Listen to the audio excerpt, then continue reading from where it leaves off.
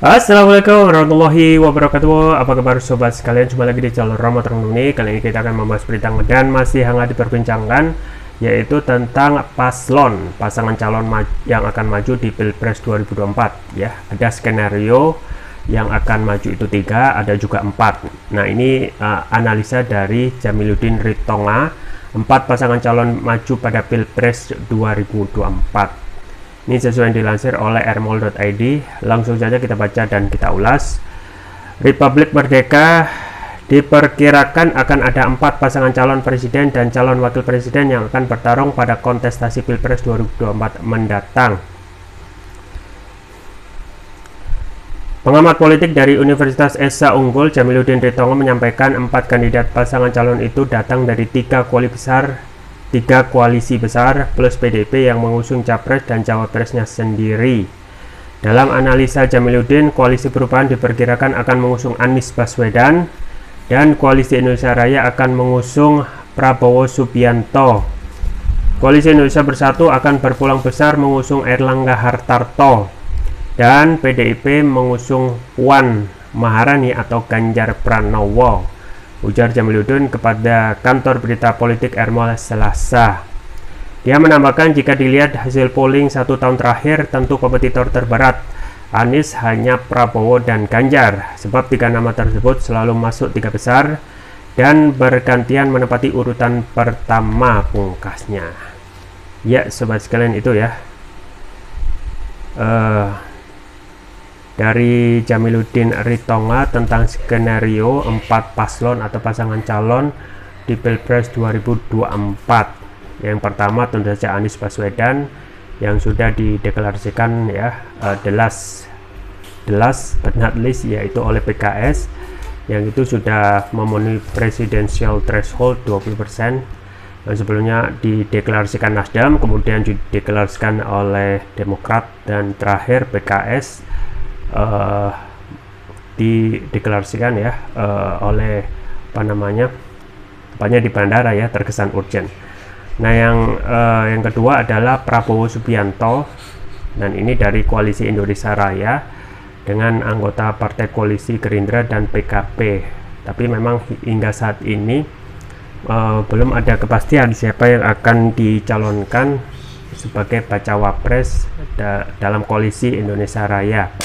Yang ketiga tentu saja KIB, koalisi besar yang selanjutnya, yaitu Koalisi Indonesia Bersatu. Di situ yang akan dicalonkan ya, dideklarasikan tentu saja Erlangga Hartarto ya, kemungkinan juga mendengar sentilan dari ketum PDIP pada saat HUT PDIP ke-50 ya, terkait calon yang dideklarasikan dari kader sendiri. Nah, memang KIP ini sudah ada ancang-ancang ya skenario untuk mendeklarasikan Ganjar, tapi ya di luar dari anggota partai Koalisi Indonesia Bersatu. Dan yang terakhir itu adalah Ganjar atau Puan. Nah, tetapi kalau kita melihat konstelasi terakhir ya, tentu saja melihat elektabilitas Puan, tentu saja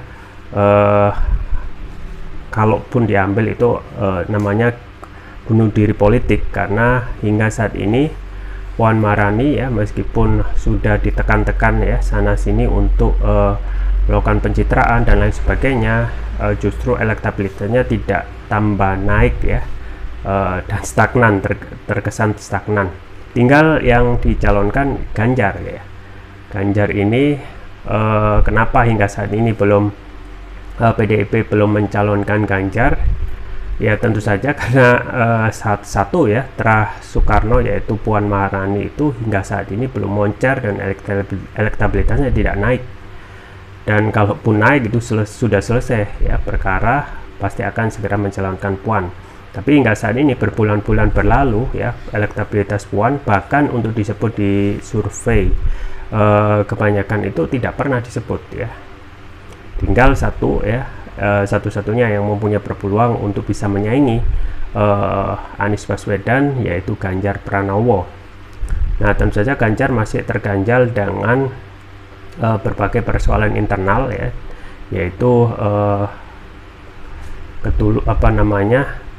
kelegowoan dari ketua umumnya yaitu PDIP ya, apakah hingga akan segera mendeklarasikan atau nanti ya, sama seperti kondisinya ketika Presiden Jokowi di the last minute itu akhirnya dideklarasikan sebagai capres di 2014, dan itu pun dikepung oleh ya, ketua umumnya diprank dan dikepung dalam tanda kutip oleh banyaknya survei yang menaikkan elektabilitas Jokowi pada waktu itu. Nah, memang masalah survei ini ya kadang bisa memberikan tekanan politik ya, tetapi melihat pengalaman yang terjadi ya, tentu saja Megawati belajar dari pengalaman terdahulu bahwasanya survei itu ya memang bisa digerakkan ya, tergantung siapa yang memberikan boher di balik survei tersebut. Nah, memang sedari awal ya, ketika sudah ada deklarasi resmi terakhir oleh PKS kepada Anies Baswedan, maka itu membuat konstelasi politik agak lebih berbeda dan lebih terang benderang ya. Setidaknya sudah ada satu calon yang sudah resmi mengantongi tiket Pilpres 2024 yaitu Anies Baswedan, yang dalam berbulan-bulan ya, sejak dideklarasikan oleh Nasdem Oktober 2022 ya, berarti sekitar 3 bulan ya, itu menghadapi berbagai macam isu ya, keretakan internal koalisi Partai Perubahan ya, kemudian penjagalan sana sini ya, bahkan ya tentang sebelum ini ya, tentang kemungkinan Anies itu yang gagal nyapres, sampai ada yang taruhannya Alphard ya. Nah, nggak tahu sekarang itu ketika orang yang bertahun Alphard itu apakah sekarang masih ada atau sudah kabur ya. Mengingat pasti akan ada rugi bandar. Nah, kalau setelah pengumuman ya, dan ada dukungan dari PKS firm ya, resmi, Anies sudah melenggang ya, tinggal bagaimana mempersiapkan serangkaian terkait penguatan dan soliditas dan sekaligus sinergi di antara internal koalisi, partai koalisi. Dan memang keretakan itu isunya memang sangat santer. Tidak hanya isu tentang Anies itu gagal nyapres, pun juga terkait kelangsungan koalisi perubahan ini ya, apakah akan terus berlangsung hingga nanti ya. Karena tentu saja sebelum ada Nasdem, tentu saja Demokrat dan PKS tidak mempunyai ya cukup suara ya. Demokrat itu 54, PKS 50 ya. Jadi cuma 104, minimal 20% ataupun 115 kursi di DPR sesuai syarat presidensial threshold 20%. Nah, memang sunatullah ya, akhirnya Nasdem bisa sedikit melihat dan bersikap secara pragmatisnya partai dengan melakukan aksi ya, dengan melihat kemungkinan besar tentang dukungan rakyat terhadap sosok Anies yang dipersepsikan sebagai sosok perubahan dan sebagai satu-satunya sosok oposisi ya terhadap istana. Itu juga disampaikan oleh Zulfan Lindan ya, mantan Nasdem, yang mengatakan Anies itu antitesa Jokowi, yang satu-satunya ya bisa memberikan dukungan ataupun perubahan ya ketika benar-benar saat ini itu yang dibutuhkan oleh rakyat. Nah, pasti ya setelah Nasdem ada mendeklarasikan Anies, pasti ada tekanan ya, karena kita ketahui dengan dideklarasikan Anies ya oleh Nasdem, maka sudah praktis ya, Nasdem sudah berdiri di dua kaki, satu kakinya di istana karena masih merupakan anggota koalisi istana, kemudian di satu sisi justru mendeklarasikan Anies yang itu memang tidak disukai oleh istana karena karakter tokoh oposisi yaitu Anies dan antitesa Jokowi, dan itu makanya desakan dari the ruling party PDIP untuk segera ya, karena sebagai kompensasi gerak atau manuver Nasdem yang tidak seirama lagi, yaitu mengeluarkan ya atau isu reshuffle itu panas kembali, yaitu tiga menteri Nasdem yang masih ada di istana, yaitu Menkominfo Johnny G. Plate, kemudian Mentan ya Syahrul Yassin Limpo, dan Menteri Kehutanan dan Lingkungan Hidup yaitu Siti Nurbaya Bakar ya. Nah, memang tidak hanya cukup dengan isu reshuffle yang panas ya, ada juga terkait isu terkait Kementerian Info yang juga tidak cukup untuk dikeluarkan, tetapi juga diobok-obok tentang adanya dugaan ya korupsi pengadaan BTS ya, itu yang juga menyeret Johnny G. Plate ya. Tapi itu memang masih proses, ada juga spekulasi itu belum ada kepastian ya. Tapi kita tunggu saja kepastian tersebut, apakah tidak cukup mendepak tetapi juga mengerdilkan ya menteri-menteri Nasdem supaya untuk mendegrade ya menteri-menteri Nasdem dan terlihat buruk menteri Nasdem. Dan setelah itu ya, setelah pendeklarasian berlangsung ya terakhir oleh PKS, tentu saja ini memberikan warna berbeda dalam konstelasi politik saat ini. Dengan adanya kepastian Anies itu nyapres, maka ini sedikit memberikan tekanan kepada koalisi yang lain untuk segera memberikan kepastian ya kepada publik siapa yang akan dideklarasikan. Nah, kalau kita melihat memang ya semula untuk KIR ya dengan Prabowo itu sudah ada kepastian, tetapi masih ada tarik ulur karena terlihat Prabowo itu kurang senang ya dengan kalau menjadikan Caimin sebagai cawapresnya. Pertama, karena kapasitas untuk memenangkan itu apakah bisa diraih ya. Kedua ya, kemungkinan Prabowo ingin melirik calon yang lain, tetapi apakah ini akan disukai oleh PKB, mengingat PKB ketika bergabung juga berpikir apa yang bisa didapat, karena di dalam politik tidak ada makan siang gratis. Kemungkinan juga Prabowo dengan Sandiaga Uno ataupun yang lain. Nah, sampai saat ini masih belum ada kepastian, pun juga Prabowo ya yang sudah ada kepastian.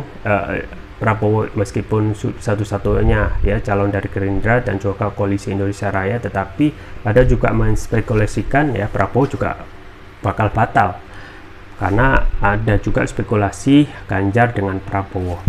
Nah, sekarang kita beranjak ke KIB. KIB suka atau tidak suka kemungkinan akan menjadi pelengkap dalam kontestasi Pilpres 2024. Semula yang kadang-kadang akan mencalonkan atau mendeklarasikan Ganjar, ini pun karena sebagai alternatif kalau PDIP nanti belum atau tidak mendeklarasikan Ganjar dalam PDIP. Nah, kemudian kemungkinan KIB itu akan mendeklarasikan Ganjar dengan wakilnya Erlangga. Tapi ya setelah disentil oleh ketua PDIP Megawati mengatakan supaya ya apakah masih ada ya ketentuan dalam partai itu mendeklarasikan capres bukan dari kadernya. Nah, kemungkinan ini akan menjadi spekulasi yang akan gagal dan suka atau tidak suka, karena koalisi ini sudah terbentuk, tidak ada pilihan lain kecuali mendeklarasikan atau mencalonkan Erlangga Hartarto ya, entah nanti bergandengan dengan Erick Thohir ya ataupun yang lain. Nah, yang terakhir tentu saja PDIP sendiri ya. PDIP ini spesial karena tanpa berkoalisi dengan partai itu sudah layak untuk mengajukan satu nama baca pres ya. Tapi sayang ya, memang masih ada perpecahan internal antara ketua umumnya dengan Ganjar dan ketua umumnya dengan istana, yaitu Presiden Jokowi, yang ketika pada 2 periode masa kepemimpinan Presiden Jokowi terlihat banyak sekali kepentingan dari PDIP itu yang tidak terakomodasi. Itu bisa dilihat dari bagaimana statement dari ketua umumnya, yaitu Megawati, yang menyindir habis ya, menyerang habis, mengkerdilkan dalam tanda kutip ya, dengan ngomel-ngomel ya kepada Presiden Jokowi, misalnya kasihan kalau kita nggak ada PDIP ya, dan lain sebagainya. Kemudian disentil tentang isu panas penundaan pemilu dan perpanjangan masa jabatan menjadi 3 periode yang sudah ditegaskan oleh ketua umumnya, yaitu Megawati. Kalau sudah periode ya maaf sudah gitu ya. Maka ini akan memberikan suatu pengalaman ya, ketika yang dicalonkan itu bukan Terah Soekarno, kemungkinan ya loyalitas itu tidak akan didapat. Nah, ini akan menjadi kebimbangan tentu saja dari PDIP. Akankah tetap ya kalaupun ingin tetap berkuasa, akankah ataukah ingin terus ya memajukan Terah Soekarno dengan menunjuk Puan misalnya, dengan menyandingkan dengan Prabowo misalnya, berarti koalisi dengan KIR, Koalisi Indonesia Raya, Prabowo Puan. Kemudian konstelasi yang lain atau spekulasi yang lain, KIP bisa saja ya suka tidak ada pilihan lain untuk mengajukan Ganjar. Atau ya PDIP kalau benar-benar ingin tetap berkuasa dan melihat potensi untuk menang hanya dari sisi Ganjar, ya tidak ada pilihan lain untuk memilih ataupun memajukan Ganjar, sama kondisinya seperti pada saat Presiden atau Jokowi pada waktu itu ya dideklarasikan di menit-menit akhir ya. Jadi banyak konstelasi yang menarik yang bisa kita tunggu ya, dan ini tentu saja akan publik bertanya-tanya hingga sampai nanti masing-masing partai koalisi itu benar-benar secara resmi mengumumkan baca presnya untuk Pilpres 2024. Itu saja yang bisa saya sampaikan, semoga bermanfaat. Jangan lupa like, share, dan subscribe. Sampai jumpa lagi. Wassalamualaikum warahmatullahi wabarakatuh.